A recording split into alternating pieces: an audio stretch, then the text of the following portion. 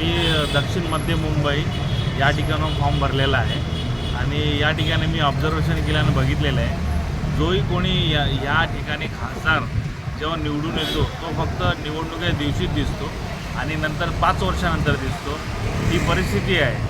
आणि तो इतर वेळी गणेशोत्सव, नवरात्र, क्रिकेट स्पर्धा, हळदी कुंकू ज्या लोकांनी ह्यांना निवडून दिलं आहे ती हे बिलकुल काहीच कामं करत नाही आणि त्यामुळे आमच्यासारख्या साधारण व्यक्तीला राजकारणात यायचं जर नसेल पण तरी यावं लागतं आहे, कारण बिकॉज ऑफ ह्यांच्या ज्या कर्तृत्वामुळे आम्हाला पुढे येऊन पुढाकार घेणं खूप महत्त्वाचं आहे। कारण की जर ह्यांच्या हातात जर खातील, हा माझा एकदम ठामपणे असं वाटतं आहे मला की असं करतील, पण जर ह्यांच्यापासून जर जनतेला वाचवायचं असेल कोणी तरी एकाने पुढाकार घेणं खूप महत्त्वाचं आहे आणि लोकांना जागृती करण्याचं खूप महत्त्वाचं आहे की बाबा निवडणूक आली तर अशा लोकांना तुम्ही निवडून द्या की जो तुमचं काम करतो आणि सामाजिकदृष्ट्या तो एकदम काम करण्यासाठी उत्स्फूर्त असतो।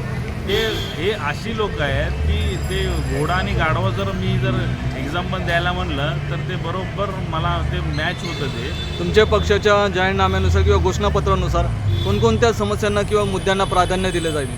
सामाजिक जे प्रश्न आहेत जे कोणाचे पर्सनली नाही, आणि मी ऑब्झर्वेशन केलेलं आहे, हे जे खासदार आणि MP जी लोक आहेत ना, ही लोकांची पर्सनली कामं करतात। सामाजिक काम एकदम लांब राहिलं ना, कोणाचं शौचालय बोला, ना गटार बोला, ना मोठे मोठे प्रोजेक्ट बोला, डेव्हलपमेंट बोला, रोजगार बोला, ह्याच्यावरती कुठल्याही प्रकारचे कामं होत नाहीत। ती जर कामं करायची असेल तर तुम्हाला चांगला नेता निवडलाच पाहिजे, कारण की ही जी आमची जी नेते मंडळी आहेत ते कशाच्या पाठी लागलेले आहेत, कुठल्या मंदिराच्या पाठी लागले आहेत, मंदिर बनवणे किंवा मस्जिद बनवणे किंवा शेड बनवणे, ह्या गोष्टी ह्यांना एवढ्या ॲट्रॅक्टिव्ह आहेत की ते तिकडेच जातात आणि तेच बनवतात।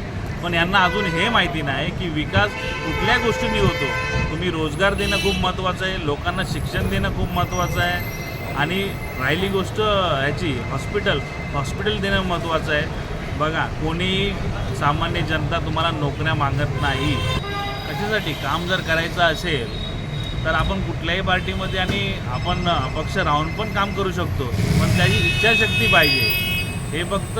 आणि दुसरा ऑब्झर्वेशन हे पण केलं आहे, लोकांनी पक्ष बघून मतदान करू नये। कोणी काम करत असेल तर त्याला डेफिनेटली मतदान करा आणि हे नका अझम्पशन करू की हा जिंकतोय तो जिंकतोय, असं काही नाही आहे। लोकांचा भ्रम एकदम विचित्र झालेला आहे।